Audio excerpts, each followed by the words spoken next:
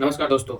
आज मैं आप लोगों के समक्ष उपस्थित हूँ भारत की एक ऐसी समस्या को लेकर जिस पर हम सभी को विचार करने की आवश्यकता है। पिछले वीडियो में आपने देखा कि किस तरह अग्निवीर व्यवस्था करके भारत की हमारी सेना को कमज़ोर किया जा रहा है, उनको बेरोजगार बनाया जा रहा है। उस वीडियो पे आप लोग ने बहुत प्यार दिया, जिसके लिए आपको बहुत से बहुत धन्यवाद।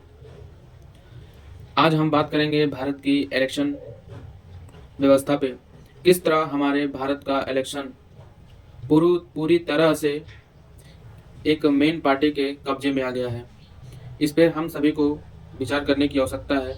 जिस तरह आपने कुछ समय पहले महाराष्ट्र में इलेक्शन में आपने देखा कि किस तरह खुलेआम पैसा देकर वोट खरीदने का काम किया जा रहा था, ठीक उसी प्रकार आपने फिलहाल में ही दिल्ली का इलेक्शन देखा, जो 5 फरवरी को वोट पड़ना था और 8 तारीख को रिजल्ट आ गया, जिसका परिणाम आपके सामने है।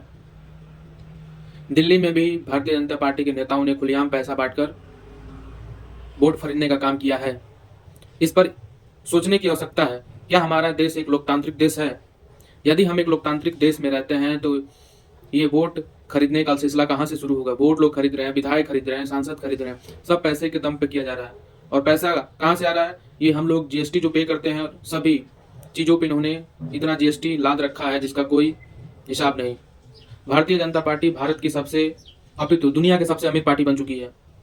इतना पैसा इनके पास कहाँ से आ रहा है? क्या अभी कभी ने सोचा? इस पर लोगों ने विचार किया? और इनके सेंट्रल में सरकार है और भारत के मैक्सिमम राज्य में इनकी सरकार है, जहां आप जानते ही हैं कि किस तरह इनके सरकार में नेता लोग काम कर रहे हैं। काम करे या ना करे, इस पर आप फोकस करने की आवश्यकता है। पहले इलेक्शन ये लोग ठीक से नहीं करा सकते, खुलेआम वोट खरीदने का काम किया जा रहा है। इस पर हम सभी को विचार करने की आवश्यकता है। इलेक्शन कमीशन से हमारा गुजारिश है, क्या हम एक लोकतांत्रिक देश के इसी तरह मजबूत करेंगे?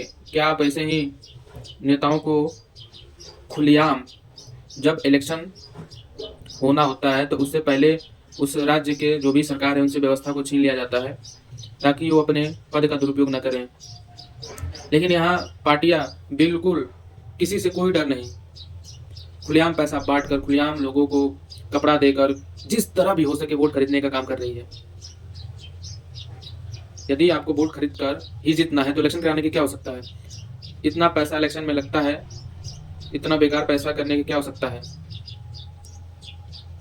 रहा इलेक्शन के बाद, और इन्होंने ईवीएम में भी गड़बड़ी कर रखी है। ऐसा ही विपक्ष का नेता आवाज नहीं उठाता है ईवीएम को लेकर। ईवीएम में ये ज्यादा गड़बड़ी नहीं करते हैं मित्रों, ये मात्र 10 से 15% ही वोटों पर अपना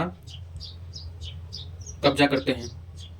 अब आपके मन में एक सवाल आया होगा, यदि ईवीएम में गड़बड़ी है तो इन्होंने अयोध्या जैसे राम जन्मभूमि, जहां इन्होंने राम मंदिर का निर्माण करवाया, हालांकि इन्होंने निर्माण नहीं कराया, भारत की जनता ने अपने एक एक रुपए देकर चंदा के रूप में राम मंदिर का निर्माण करवाया है। और इनके वजह से ये मंदिर नहीं बना, ये सुप्रीम कोर्ट के आदेश की वजह से मंदिर बना है। ये मंदिर का फैसला खुद पर ही ले लेके अपने सोची लोगों की मैं इलेक्शन जीत जाऊंगा, वोट खरीदने का काम कर रही है। लोगों को भ्रमित किया कि मैं भाई राम मंदिर बनवा दिया। ये बहुत ही गलत बात है। तो विषय ये था कि यदि ईवीएम में गड़बड़ी करते हैं तो अयोध्या की सीट हार कैसे गए? तो मैं आपको बतलाना चाहूंगा मित्रों, जिस सीट पर इनको 100% उम्मीद होती है कि ये सीट हमारे जीत में आ रही है, तो वो सीट पे गड़बड़ी नहीं करते हैं। ये कभी भी नहीं सोच सकते थे कि अयोध्या की सीट हमारे हाथ से निकल जाएगी, क्योंकि हमने यहाँ राम मंदिर बनवाने का काम किया है और राम मंदिर पूरा हुआ भी नहीं था। उससे पहले मोदी जी आए और इसका प्राण प्रतिष्ठा कर दिए भगवान जी का। आपने देखा होगा कि ये अपने आसपास किसी को आने नहीं देते हैं, फोटो खिंचाने के लिए इनके आसपास कोई भी सिक्योरिटी नहीं, कोई भी मंत्री नहीं, कोई भी नेता नहीं, सबको हटवा देते हैं। भाई अकेले उनको जाना है, ठीक है आप काम कर रहे हैं, फोटो खिंचाइए, इसकी हम निंदा नहीं करते, लेकिन जो आप लोग ये वोट खरीदने का जो धंधा उठा रखा है ये ठीक नहीं है। इस पर आपको सुधार लाना होगा। और दूसरी बात, इन्होंने मीडिया को भी अपने कब्जे में कर रखा है। जहां इलेक्शन नहीं जीतती है उस राज्य में मीडिया के द्वारा एग्जिट पोल अपने ही पक्ष में दिखा देती है, क्योंकि इससे लगेगा एग्जिट पोल सही आ रहा है और पीछे पीछे ये लोग धांधली करना शुरू कर देते हैं। जिस मिल्कीपुर में आपने भी उपचुनाव उत्तर प्रदेश में देखा ही, वहाँ के जो एसपी हैं, डीएम हैं, सभी लोगों ने सरकार के पक्ष में वोट डलवाने का काम किया है। ये मेरा आरोप नहीं है, ये अखिलेश यादव का आरोप है। मैं आपको स्पष्ट कर देना चाहता हूँ कि उनको प्रमोशन के लालच में इलेक्शन डलवाने का काम किया गया। हालांकि धर्म के राजनीति के साथ साथ ये लोग जाति का भी राजनीति करना शुरू कर दिए हैं। जितने भी जहाँ जहाँ इलेक्शन पड़ना होता है, वहाँ जितने भी उच्च जनरल हमारे भाई लोग हैं, मिश्रा लोग हैं, त्रिपाठी लोग हैं, सिंह लोग हैं, वहाँ उनका पोस्टिंग करवा दिया जाता है। ठीक है, कब तक आप सत्ता में रहिएगा ये तो जनता ही तय करेगी।